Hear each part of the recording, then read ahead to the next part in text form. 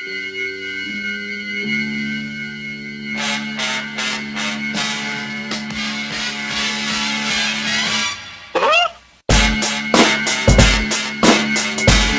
close to the support I have with the African American community now. Like, what does it mean to say you know black people? It means that I've worked in the East Side. I deliberately went and worked for 3 years to make sure I was the only white guy that worked in the East Side. Because, you know, when I was about the age of the guy standing over there, I got involved in the civil rights movement. He knows it's untrue. Don't take my word for it. Take his. I was not an activist. I was not out marching. I was not down in Selma. I was not anywhere else. Imagine as a white guy lying about your role in the civil rights movement. They will, or a portion of them will, become the predators 15 years from now. Again, it does not mean because we created them. They're going to put you all back in chains. That we somehow forgive them or do not take them out of society to protect my family and yours from them. Question black, so if you have a problem figuring out whether you're for me or Trump, then you ain't black. Take a look at my record. The truth is, every major crime bill since 1976 has come out of this Congress. Every minor crime bill has had the name of the Democratic senator from the state of Delaware, Joe Biden, on that bill. I learned that I lived in the middle of the city, that in fact, these are all other athletes like myself. I happen to be the only white guy of the 17 people working there. But you do get that just because you're the only white dude in a community of black folks doesn't mean that you understand. I got my education, Reverend Doc, in the black church. Not a joke.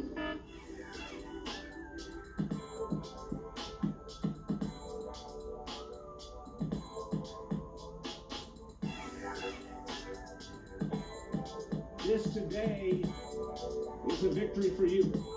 They say Black Lives Matter. They say Black Lives Matter, right? They say Black Lives Matter.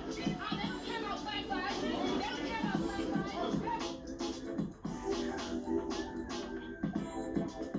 That's up to them.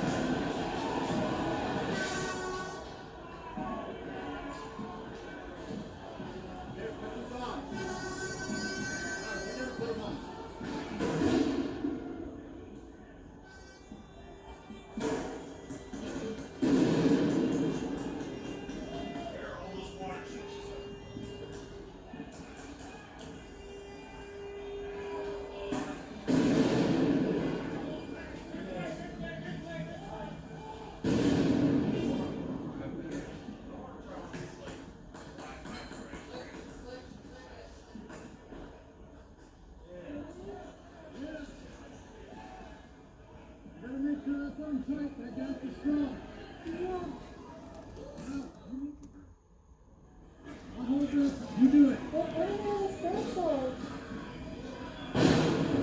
You got it, pull. Hold on, yeah, okay.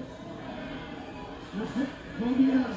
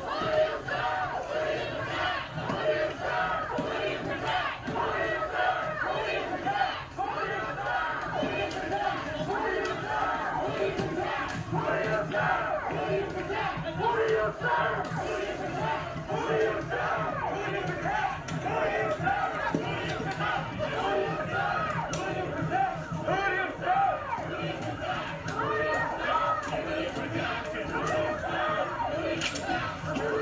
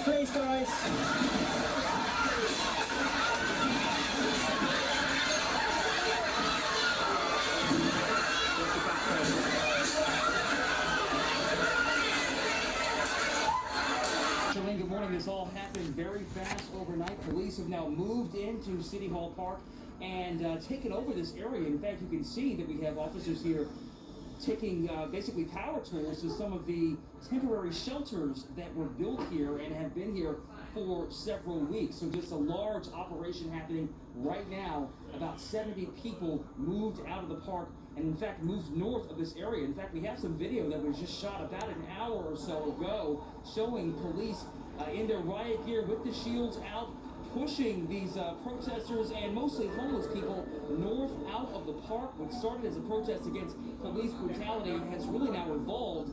And in fact, even protesters admit it is mostly a shelter. Take a listen to what one man said earlier. To be honest, it has mostly been a homeless shelter.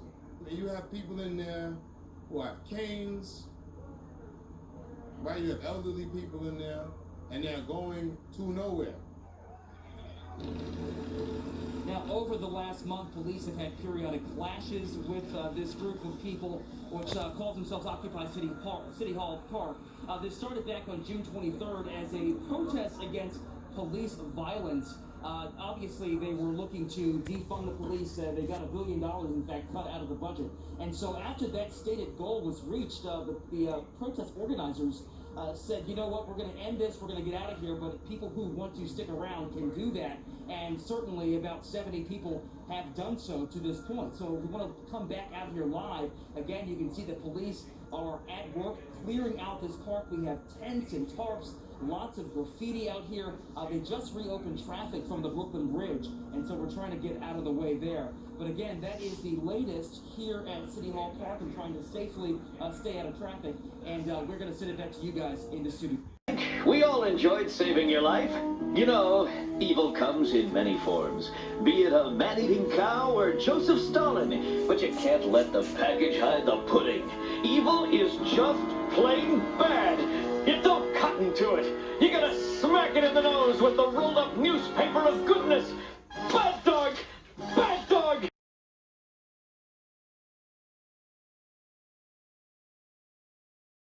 Well, this is it's just a little jacket. It's a cool jacket. That's right. It's a rockstar jacket. It's good. Well, this is a song. Everybody's feeling a bit grievy at the moment, so I thought, you know, everybody's full of grief deaths around. So I thought let's do a cheery, uppy little number. And here's this a little song I actually wrote when Graham Chapman was dying 20 years ago. Yes. And I finished it when George Harrison died about 8 years ago. And it's a little. I feel better already. Okay. If I can't bring the show down, nobody can. All right. What you got? You like it already? I do, actually, yeah. Life will get you in the end.